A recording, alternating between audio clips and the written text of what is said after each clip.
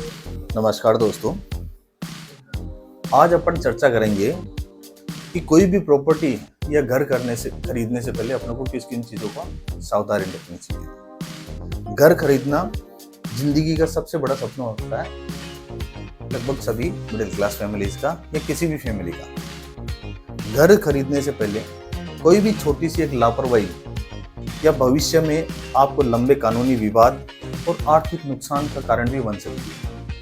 इन सब से बचने के लिए कुछ चीज़ें हैं जिनको अगर आप फॉलो करते हैं, कुछ चीज़ें ऐसी हैं जिनको अगर आप ध्यान में रखते हैं तो इस लंबे कानूनी विवाद और नुकसान से आपको बचा जा सकता है।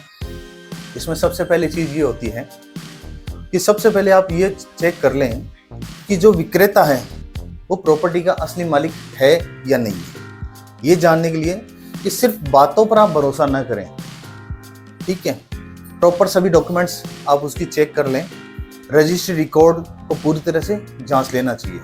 इससे आपको ये इंश्योर हो जाएगा कि जो आपको प्रॉपर्टी बेच रहा है वही आपकी प्रॉपर्टी का एक्चुअल मालिक है। दूसरा कि प्रॉपर्टी विरासत वाली है तो सभी परिवारजनों के लिखित एनओसी भी आपको ले लेनी चाहिए। इससे आपको भविष्य में कोई दावा करने के चांसेस खत्म हो जाते हैं। तीसरा, कहीं लोन या कानूनी क्लेम तो नहीं है। माइक्रोफाइनेंस सर्टिफिकेट निकलवा कर यह सुनिश्चित कर लें कि उस संपत्ति पर किसी बैंक या तीसरी पक्ष का कोई कब्जा तो नहीं है। उसके अलावा कहीं लोन या कानूनी क्लेम से तो आप नहीं फंसे।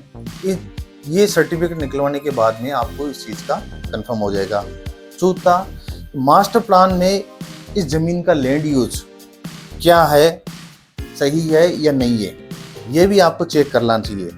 नगर जो अपने जेडीए है उसके अंदर ये पुष्टि कर लें कि ये ज़मीन जो रेजिडेंशियल के लिए अप्रूव की गई है या नहीं की गई है, वरना आप दिक्कत में आ सकते हैं, वरना वो इनलीगल मानी जाती है।